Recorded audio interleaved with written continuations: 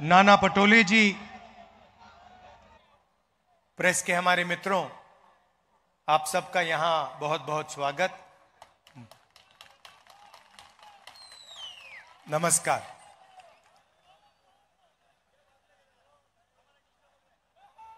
लड़ाई विचारधारा की लड़ाई है। एक तरफ बीजेपी, आरएसएस और दूसरी तरफ इंडिया गठबंधन। एक तरफ अंबेडकर जी का संविधान, एकता, समानता, मोहब्बत, रिस्पेक्ट, और दूसरी तरफ सामने से नहीं, छुपकर बीजेपी के लोग, आरएसएस के लोग इस संविधान को खत्म करना चाहते हैं। सामने से नहीं कह सकते हैं। सामने से कहेंगे तो नतीजा उनको मालूम है, पूरा का पूरा देश उनके सामने खड़ा हो जाएगा। इसलिए वो सामने से नहीं कहते हैं, छुपकर संविधान को कमजोर करते हैं।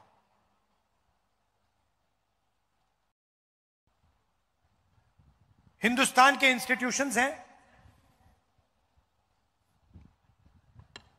संस्थाएं हैं, ब्यूरोक्रेसी है, शिक्षा का सिस्टम है, स्वास्थ्य का सिस्टम है। संविधान में कहीं नहीं लिखा कि एक पार्टी को, एक विचारधारा को अपने लोग हिंदुस्तान की हर संस्था में डालने हैं। यह इंडिया गठबंधन कभी नहीं करता है। आप देखिए, आज देश में यूनिवर्सिटीज के वाइस चांसलर्स की लिस्ट निकाली है। उस लिस्ट में आपको मेरिट नहीं दिखाई देगा, सिर्फ क्वालिफिकेशन सिर्फ आरएसएस की मेंबरशिप का है। वाइस चांसलर बनना है, आरएसएस की मेंबरशिप लीजिए। साइंस के बारे में, ज्योग्राफी के बारे में, हिस्ट्री के बारे में कुछ मालूम ना हो, कोई फर्क नहीं पड़ता। आरएसएस के हो, सीधा आपको उसमें जगह मिलेगी। और ये एक संस्था के साथ नहीं हो रहा है, ये हिंदुस्तान की सारी संस्थाओं के साथ, इंस्टीट्यूशंस के साथ हो रहा है।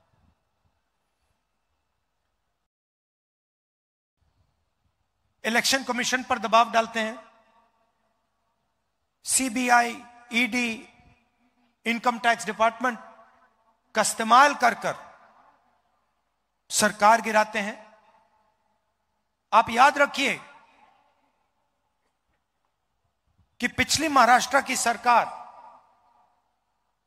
आपकी सरकार, हमारी सरकार थी, इंडिया गठबंधन की सरकार थी, और उस सरकार को चोरी कर पैसा देकर हटाया गया था। क्यों? क्योंकि वो 2-3 अरबपतियों की मदद करना चाहते हैं। आप जानते हो, मुंबई जानता है, महाराष्ट्र जानता है कि धारावी की जमीन, 1 लाख करोड़ रुपए की जमीन, आपकी जमीन, गरीबों की जमीन, आपके आंखों के सामने आपसे छीनी जा रही है। पूरी दुनिया जानती है।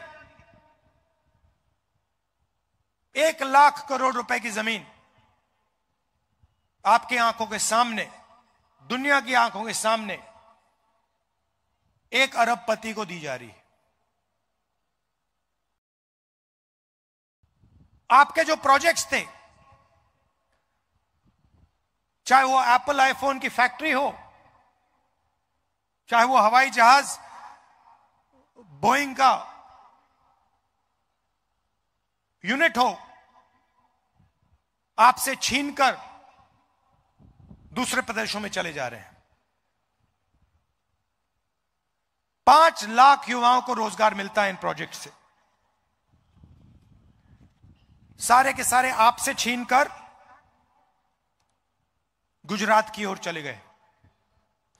Semiconductor plant, iPhone manufacturing plant, GAIL petrochemical project, Tata Airbus project, ये सारे के सारे जो आपके थे, जिससे आपके युवाओं को फायदा मिलना चाहिए था, रोजगार मिलना चाहिए था, ये एक के बाद एक आपसे छीन लिए गए।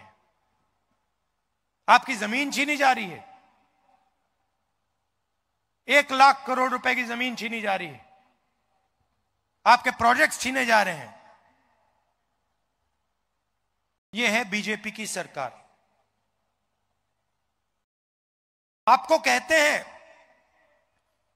कि आपको हम पैसा देंगे, महिलाओं को पैसा देंगे, मगर हमने आंकड़े निकाले।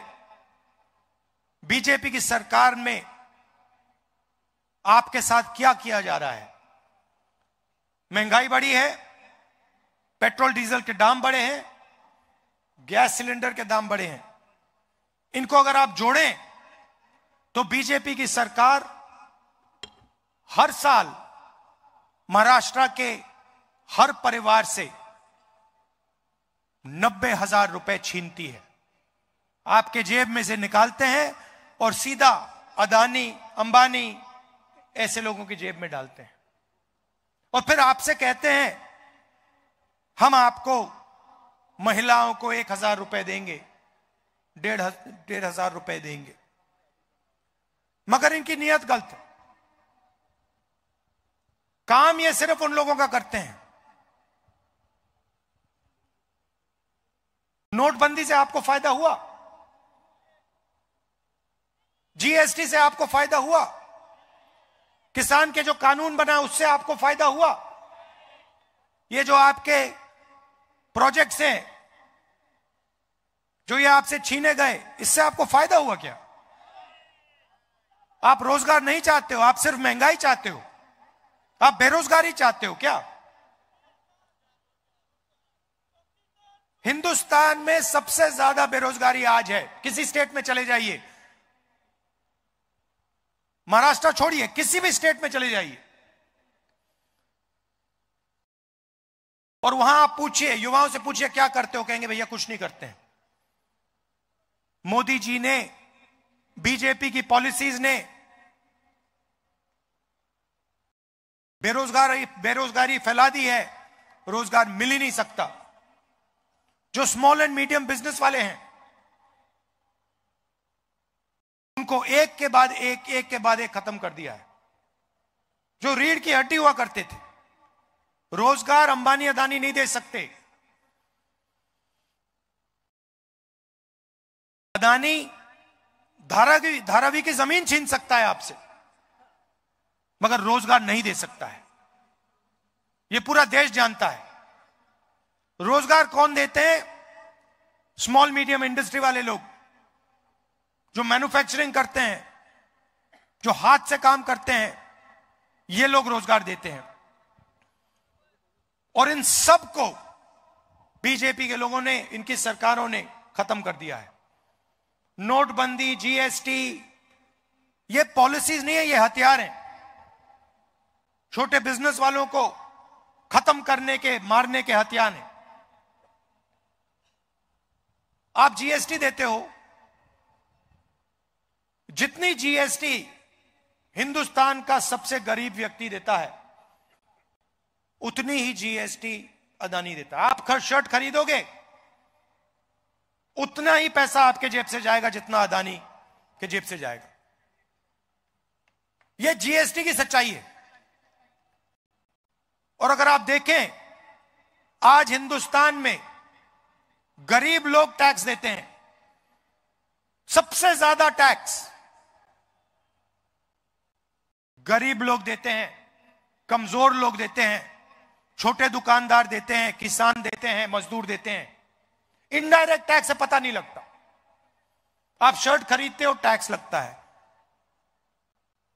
मोटरसाइकिल में पेट्रोल डालते हो, टैक्स लगता है। सब जगह इनडायरेक्ट टैक्स लगता रहता है आपके कंधों पे। ये सब बीजेपी की पॉलिसीज हैं।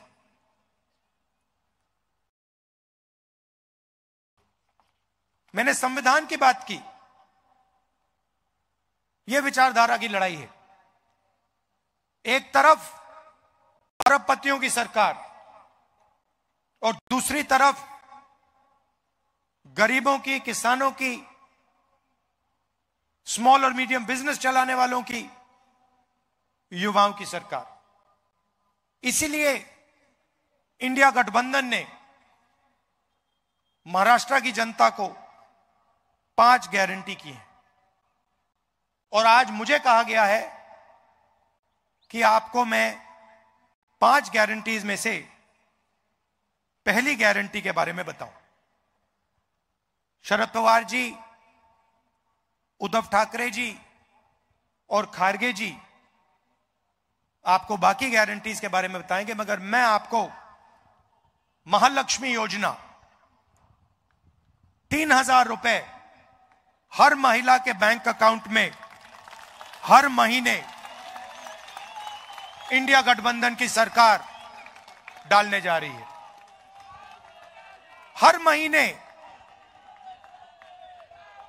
बैंक अकाउंट में महाराष्ट्र की महिलाओं को 3,000 रुपए सीधा खटाखट नजर जाएगा।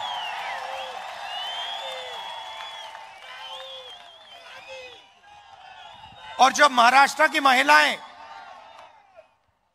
महाराष्ट्र में बस में कहीं जाएंगी तो उन्हें बस टिकट खरीदने के लिए 1 रुपया नहीं देना पड़ेगा, फ्री में जाएंगी। आप पूछोगे क्यों? क्योंकि जो चोट बीजेपी की सरकार ने आपको मारी है, महंगाई की चोट, गैस सिलेंडर की चोट,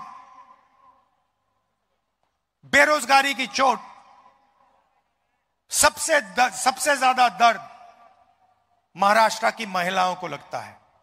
इसीलिए हमारी पहली गारंटी महाराष्ट्र की महिलाओं के लिए बैंक अकाउंट में सीधा 3,000 रुपए हर महीने और फ्री बस ट्रैवल पूरे महाराष्ट्र में।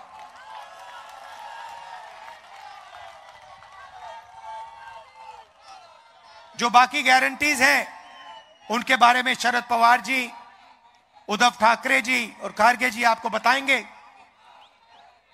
थोड़ा सा मैं आपको जाति जनगणना के बारे में कहना चाहता हूं। आज नागपुर में हमने एक सम्मेलन किया, उसमें हमने जाति जनगणना की बात की। भाइयों और बहनों,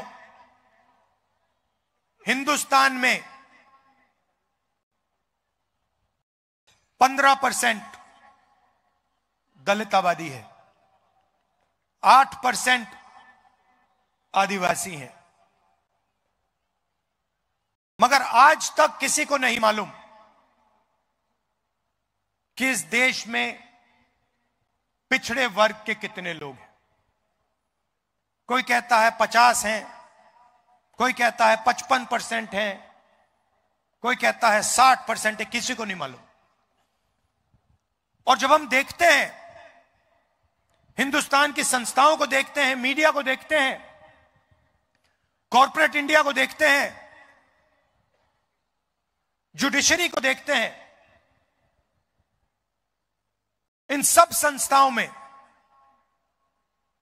हमें ना पिछड़े वर्ग के लोग दिखते हैं, ना दलित दिखते हैं, ना आदिवासी दिखते हैं, ना माइनॉरिटी के लोग दिखते हैं, ना गरीब जनरल कास्ट के लोग दिखते हैं। इसलिए हम चाहते हैं कि देश में एक ऐतिहासिक कदम लिया जाए, जाति जनगणना किया जाए और पूरे हिंदुस्तान के लोगों को, हर वर्ग के लोगों को यह पता लगे कि पावर स्ट्रक्चर में उनकी कितनी हिस्सेदारी है, इस देश में धन किसके हाथ में है, संस्थाएं किसके हाथ में है। इसीलिए हमने लोकसभा के चुनाव में कहा था कि अगर हमारी सरकार दिल्ली में बनेगी तो हमारा पहला कदम जाति जनगणना होगा। कर्नाटक में, तेलंगाना में कांग्रेस पार्टी की सरकार है। दोनों प्रदेशों में हमने जाति जनगणना का काम शुरू कर दिया है और तेलंगाना में हमने एक ऐतिहासिक कदम लिया। ऐतिहासिक कदम। पहले सर्वे बंद कमरों में बनते थे, ब्यूरोक्रेट सवाल चुनते थे, मगर हिंदुस्तान के इतिहास में पहली बार तेलंगाना में जो जाति जनगणना पर सवाल पूछे जाएंगे वो तेलंगाना की जनता ने चुने हैं।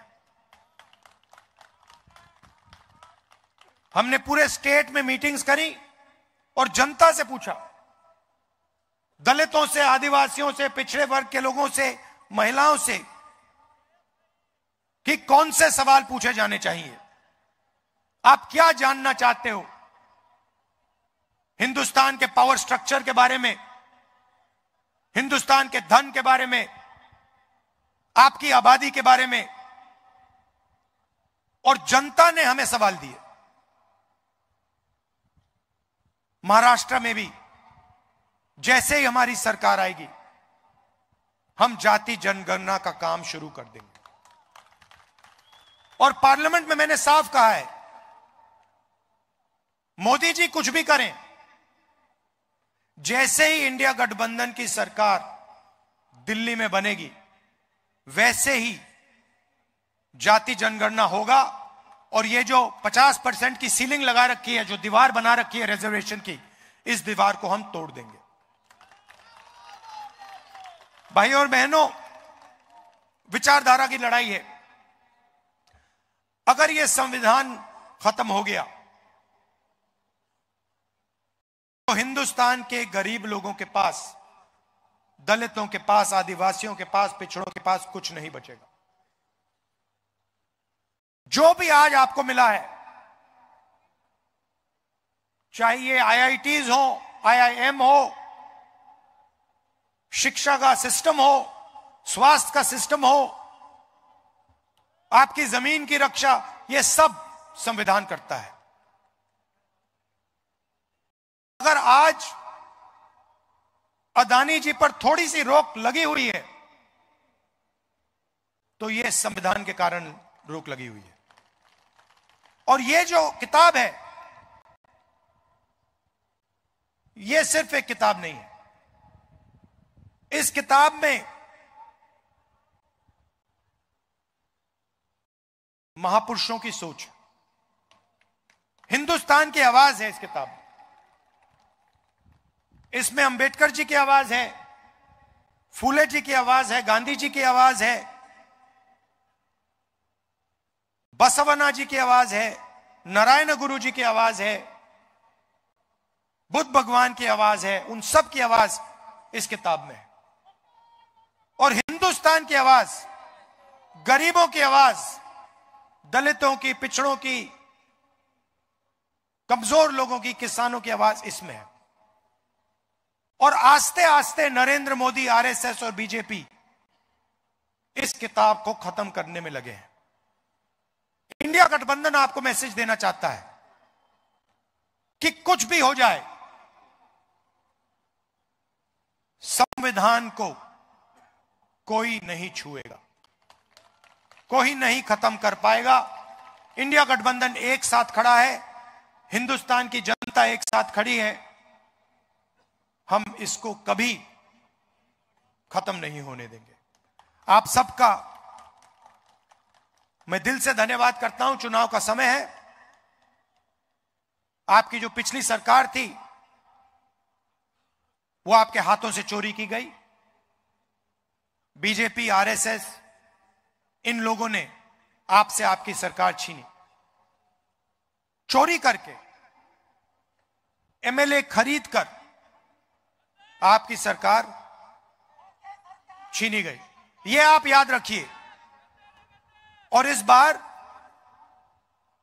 महाराष्ट्र की सरकार बनाइए, जो आपके प्रोजेक्ट दूसरे प्रदेशों में ना भेजे, जो आपकी धारावी की जमीन अदानी जी के हवाले ना करे, मगर महाराष्ट्र के किसानों के लिए, मजदूरों के लिए, छोटे व्यापारियों के लिए, स्मॉल और मीडियम बिजनेस और युवाओं के लिए काम करे।